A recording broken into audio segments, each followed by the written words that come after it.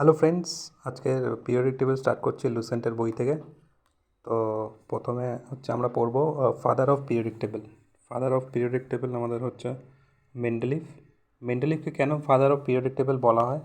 কারণ উনি এলিমেন্টগুলো একটা সিরিয়ালি একটা সিস্টেমেটিক ওয়েতে সাজিয়েছিলেন, যেখানে physical and chemical properties, mainly chemical প্রপার্টিসগুলো সিমিলার ছিল। যেই এলিমেন্টসগুলোর বা অ্যাটমগুলোর, মেনলি এলিমেন্টস বলবো, এলিমেন্টসের যার প্রপার্টিসগুলো সিমিলার ছিল, কেমিক্যাল প্রপার্টিস, তাদেরকে একই গ্রুপে রাখা হয়েছে। এবারে চলে আসবো ল্যাভাইজিয়ার। ল্যাভাইজিয়ার এলিমেন্টসগুলোকে মেটাল আর নন মেটালে ডিস্টিংগুইশ করেছিল। তারপর চলে আসবো ডবর্নিয়ার ট্রেডস। এটা খুব ইম্পর্টেন্ট, ধরে নাও ডবর্নিয়ার ট্রেডটা 1829 সালে দেওয়া হয়েছিল। ডবর্নিয়ার যে জার্মান কেমিস্ট ছিল সে দিয়েছিল। তিনি কি করেছিলেন, একটা পার্টিকুলার গ্রুপে, ধরুন গ্রুপ এখানে যেমন কি একটা এক্সাম্পল দেওয়া আছে গ্রুপ ওয়ানের, পরপর যদি আমি চলে আসি, লিথিয়াম, তার নিচে হচ্ছে সোডিয়াম, তার নিচে হচ্ছে পটাশিয়াম। এদের তিনজনের অ্যাটমিক মাস এর যদি এই যে সোডিয়াম আছে মিডিলে, এর অ্যাটমিক মাসটা হচ্ছে average of lithium and potassium. Potassium আর তোমার লিথিয়ামের যদি অ্যাটমিক মাসটাকে যদি অ্যাভারেজ করি, তাহলে আমরা সোডিয়ামের অ্যাটমিক মাস পাবো। এখানে ক্যালকুলেশন করেও দেখিয়ে দেওয়া হয়েছে কী করে আমি সোডিয়ামের অ্যাটমিক মাস পাচ্ছি। তো এই ডবর্নিয়ার যে ট্রেন্ডসটা ছিল, এটা কিন্তু পরবর্তীকালে ফেল করে গেছিলো, কারণ এই কারণেই সবগুলো এলিমেন্টের ক্ষেত্রে এটা অ্যাপ্লাই ছিল না। কিছু পার্টিকুলার এলিমেন্টের ক্ষেত্রেই এই ডোমিনিয়ন ট্রেডসটা অ্যাপ্লিকেবল ছিল। এরপরে আর একটা ল আসে, যেটা হচ্ছে নিউল্যান্ডস ল অফ অক্টেভস।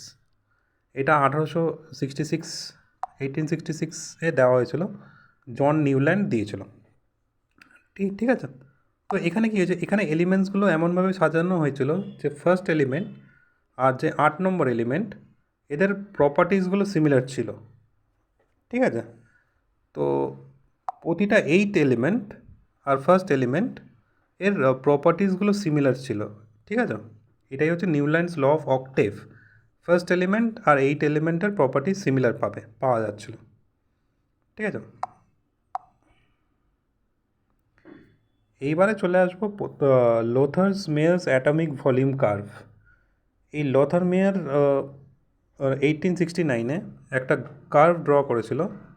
সেই কার্ভে অ্যাটমিক ভলিউম আর অ্যাটমিক মাস এই দুটোকে প্লট করেছিল। প্লট করার পরে উনি দেখেছিলেন যে যাদের প্রপার্টি সিমিলার আছে তারা সেম লাইনে আছে। এরপরে চলে আসছে মেন্ডেলিভ পিরিয়ডিক ল।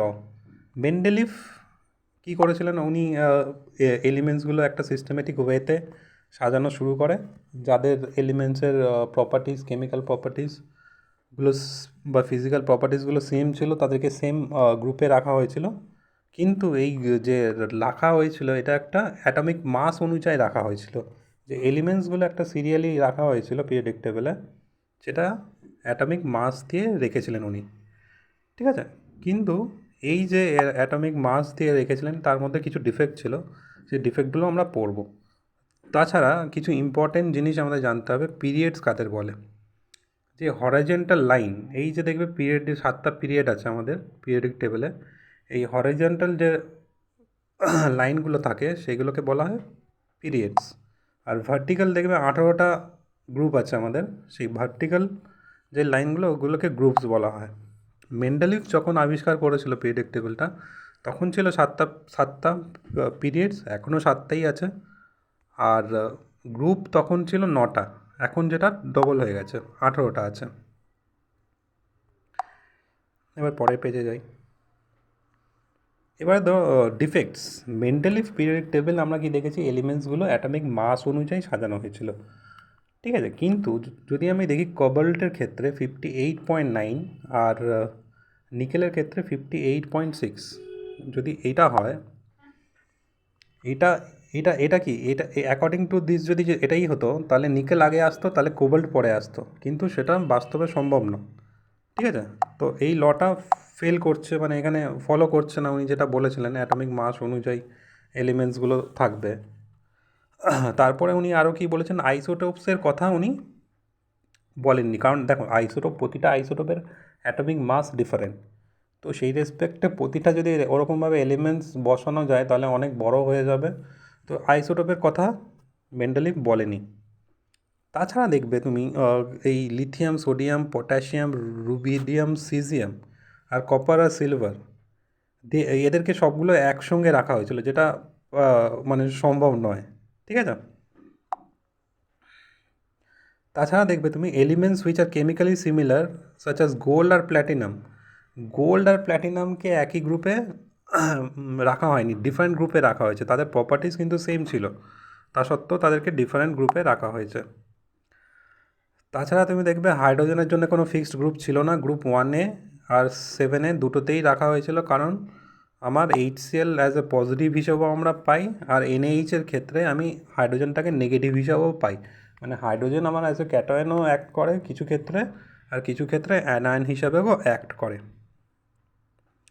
তো মেন্ডেলিফের এই যে আবিষ্কারের জন্যে মেন্ডেলিফের যে এলিমেন্টস আমাদের টোটাল এখন প্রেজেন্টলি 118টা যে এলিমেন্ট আছে, তার মধ্যে একটা এলিমেন্ট মেন্ডেলিভিয়াম নাম দেওয়া হয়েছে। যে 101 নম্বর যে এলিমেন্টটা আছে সেটার নাম দেওয়া হয়েছে মেন্ডেলিভিয়াম।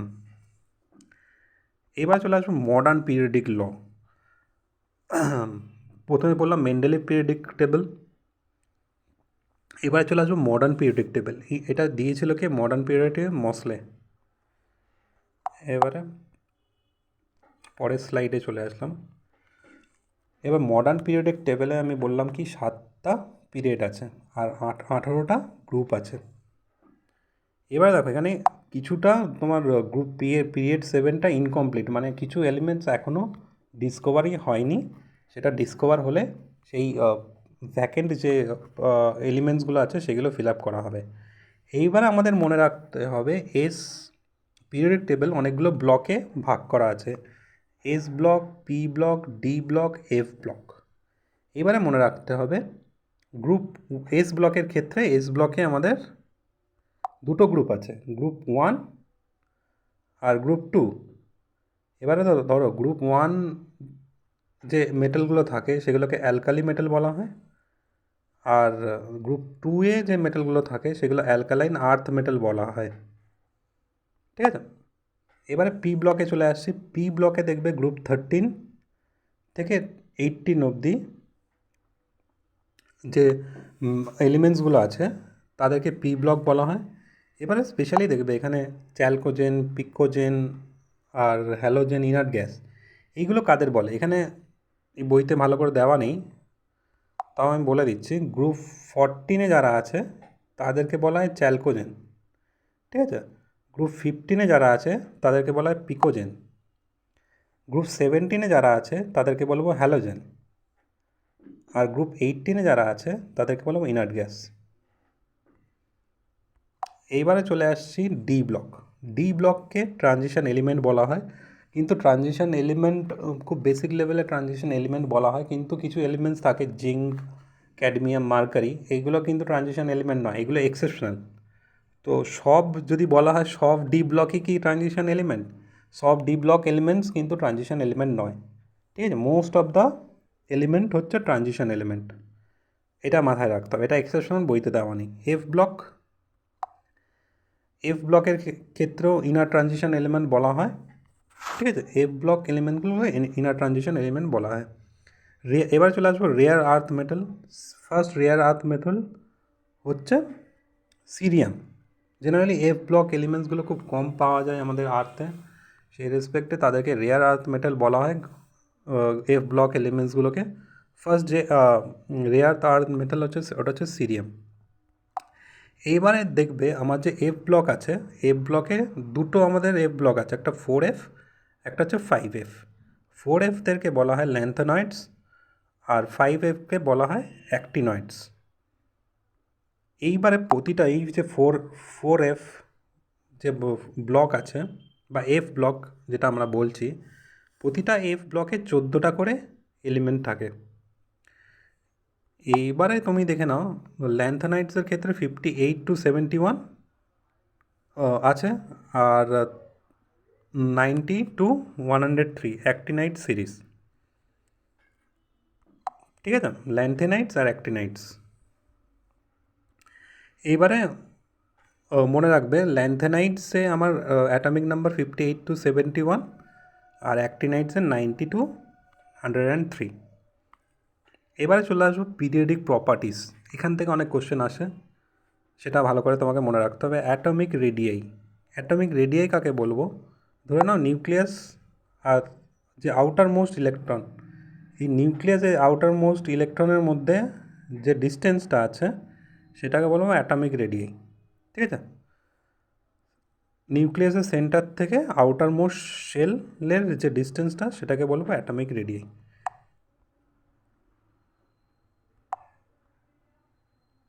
এইবারে চলে আসবো অ্যাটমিক রেডিয়াই এর সরি এক্সকিউজ মি। এবার চলে আসবো, এবারে দেখো এই যে রেডিয়াস আছে, এই অ্যাটমিক রেডিয়াসটা লেফট টু রাইট কী হয়? অ্যাটমিক রেডিয়াসটা লেফট টু রাইট ডিক্রিজ করে। ঠিক আছে? আর টপ টু বটম, ধরো টপ টু বটম দেখবে অ্যাটমিক রেডিয়াস ইনক্রিজ করে। কেন ইনক্রিজ করে টপ টু বটম? দেখবে যখনই নিচে ধরো লিথিয়াম, সোডিয়াম আর পটাশিয়াম, এইটাকে যদি আমি দেখি, মানে প্রতিটা সেলে একটা করে অরবিট বাড়ছে। এবার অরবিট বাড়লে অটোমেটিক আমার কি নিচের দিকে যত যাবো কি রেডিয়াস বেড়ে যাবে। ঠিক আছে? এইবারে আর একটা জিনিস পরীক্ষায় দেয়, কোন রেডিয়াসটা সব থেকে বড় হয়? Van der Waals radius, metallic radius, covalent radius.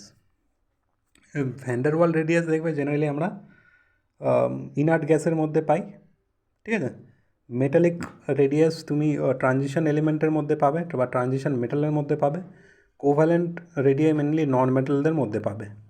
তো এটা মনে রাখবে, সবথেকে রেডিয়াস সবথেকে বেশি ভ্যান্ডার ওয়াল, তারপর মেটালিক, তারপরে কোভ্যালেন্ট।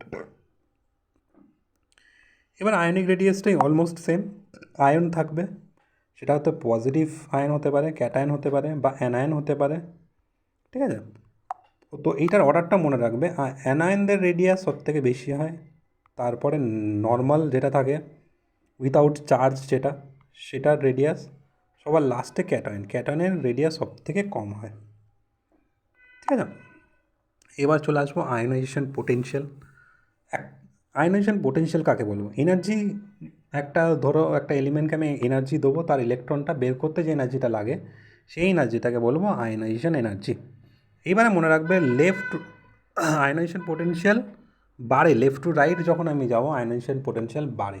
তাহলে টপ টু বটম মনে রাখবে আয়নাইজেশন পোটেনশিয়াল কমবে, লেফট টু রাইট বাড়বে, আর top to bottom ionization potential কমবে। ইলেকট্রন অ্যাফিনিটিটা কি? যখন একটা এলিমেন্ট, গ্যাসিয়াস এলিমেন্ট একটা ইলেকট্রনকে নেবে, নেওয়ার পরে একটা অ্যানায়ন তৈরি হয় আর কিছু এনার্জি রিলিজড হয়। এই যে এনার্জি যেটা রিলিজড হচ্ছে সেটাকে বলবো ইলেকট্রন অ্যাফিনিটি। এইটা similar to that of ionization potential, left to right বাড়ে আর টপ টু বটম কমে।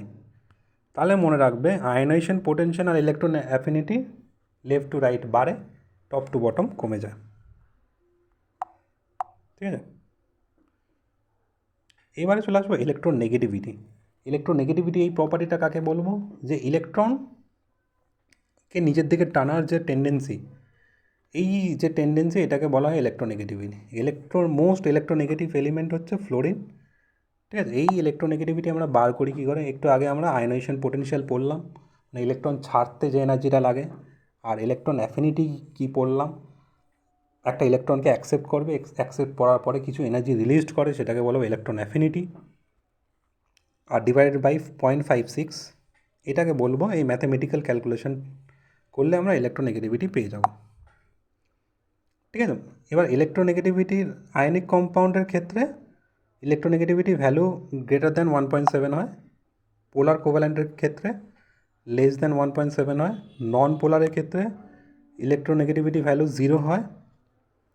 আর ইলেকট্রোনেগেটিভিটি কী হয়? লেফট টু রাইট বাড়ে। ঠিক আছে? আর টপ টু বটম কমে যায়।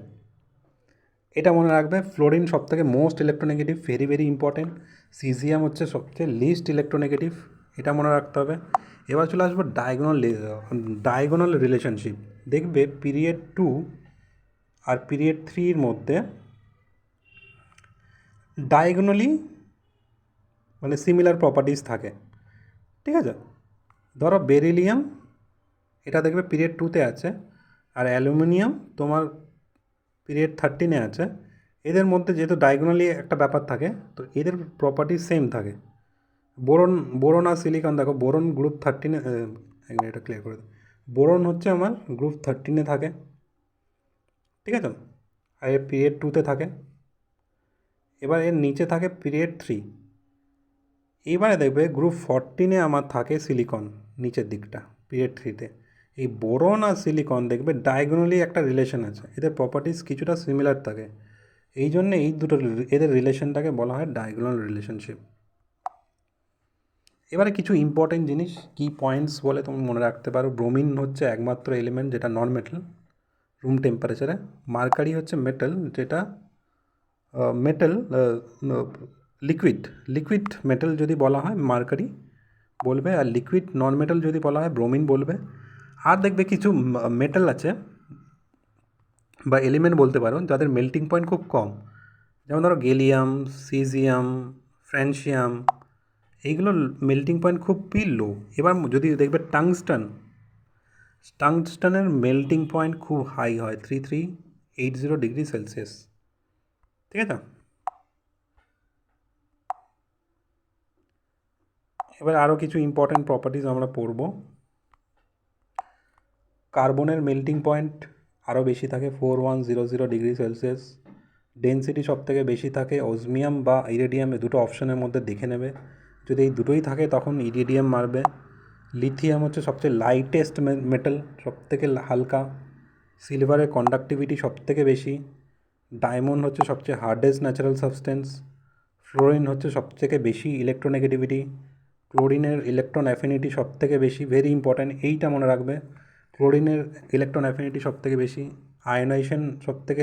আয়নাইজেশন এনার্জি সব থেকে কম হচ্ছে সিজিয়ামে। সিজিয়াম সব থেকে most electropositive element and least electronegative element. Most poisonous metal হচ্ছে plutonium. Rarest element on earth crust হচ্ছে অ্যাস্টাটাইন, গ্রুপ 17-এ এটা পাবে তুমি। সব থেকে বেশি আইসোটোপ কার মধ্যে পাবে? টিনের মধ্যে। এইগুলো কিন্তু এমসিকিউতে 1 নম্বরে কোশ্চেন চলে আসবে, এই প্রতিটা প্রপার্টিস ভালো করে পড়বে। Least conductor among metals, lead হচ্ছে মেটালের মধ্যে সব থেকে লিস্ট কন্ডাক্টর বলতে পারো। হেভিয়েস্ট ন্যাচারাল অকারিং এলিমেন্ট হচ্ছে ইউরেনিয়াম 92, এটা মনে রাখবে। Liquid radioactive element francium FR, এটা মনে রাখবে। Elements with highest tensile stress হচ্ছে বোরন। মোস্ট ম্যালেবল মেটাল হচ্ছে AU গোল্ড। কার্বনের ক্যাটেনেশন পাওয়ার সব থেকে বেশি, এটা মনে রাখবে। Lattice energy very important. Lattice energy কাকে বলছি? The amount of energy release during formation of 1 mole of ionic compounds. 1 mole ionic compound তৈরি করতে যে এনার্জিটা লাগে সেটাকে বলবো ল্যাটিস এনার্জি। এবারে পরেরটা খুব সিম্পল, হাইড্রেশন এনার্জি। হাইড্রেশন মানে জল থেকে আমি বুঝি, যখন কোনো সাবস্টেন্সকে জলে যদি ডোবানো হয়, 1 মোল কম্পাউন্ডসকে যদি আমি জলে ডোবাই, তারপরে যে এনার্জিটা রিলিজ হয় সেই এনার্জিটাকে বলবো হাইড্রেশন এনার্জি। আজকে এতটাই। Thank you and have a nice day.